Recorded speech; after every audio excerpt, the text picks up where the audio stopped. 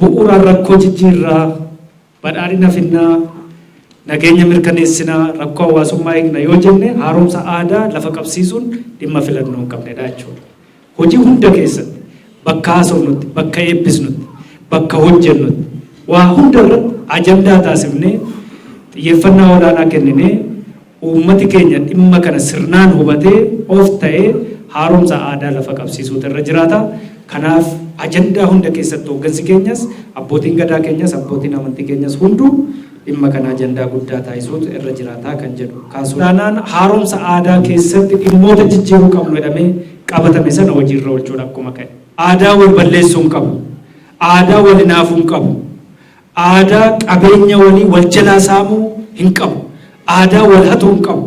Aadaa wal sobuu hin qabu. Kun duudhaa Oromoo miti. Eenyummaa Oromummaas hin ibsu. Oromoon sirna ittiin aangoo walitti dabarsu qaba.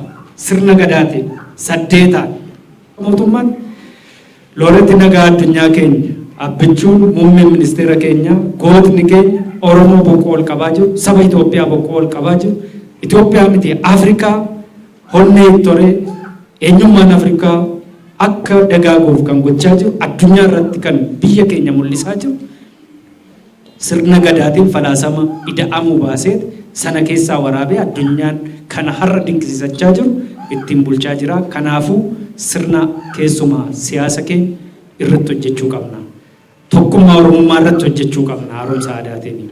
Akkuma beekamu cabiinsa gama diinagdeetiin, gama hawaasummaatiin, gama siyaasaatiin nu mudate keessaa bahuu kan dandeenyu aadaa keenya yoo haaressinedha jenneera.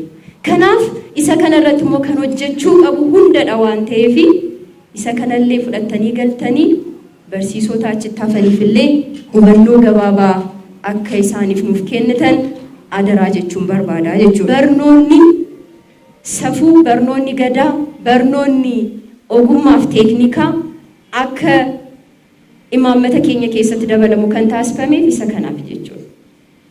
Kanaaf ani jechuu kanan barbaadu barsiisonni keenya dura maaltu haara'uu qaba waan jedhu bal'inaan keera jechuudha. Waan haareessuu qabnu sanarratti immoo dura ofii keenyaaf jijjiiramnee daa'imman nuti barsiisullee jijjiiruu keessatti gaheen inni qabnu guddaadha waan ta'eef isa kana sirriitti fudhannee galuu qabna jechuudha. Aadaa keenya wajjin wal qabatee dhugaadhumaan akka Ormi nu beekuu fi akka addunyaan nu beekutti nu yoo beeknaayi kan jedhu kana dubbii kana sirriitti ilaaluun baay'ee barbaachisaa ta'a jechuudha. Amma alagaan dhaabbatee yeroo isaa fudhatee yeroo isaa qisaasessee baay'ee ramadee bakka dhaquu fi gahuu hin qabne ga'ee waa'ee keenya barreesse dhuguma dhaloonni hayyoonni keenya waa'ee keenya sirriitti barreessaniiru. Meeqaan keenyatu naannoo keenya keessatti jiddu gala aadaa harkaa qaba achi keessa immoo wanti Oromoon barreessee nu ibsuu danda'u meeqatu jira waan jedhu sirriitti ilaalu jechuudha dhugaa dubbachuuf. Yesus Kiristoos gaafa barsiisaa ture aadaa eenyutti hin buune aadaa eenyuyyuu hin cabsine isa dhufe ergama sana raawwachuudhaaf dhufe. Garuu rakkoon mana amantaa keessa jiru hin furamne dhugaa dubbachuudhaaf jechuudha. Mana amantaa kana jechuu hin danda'u.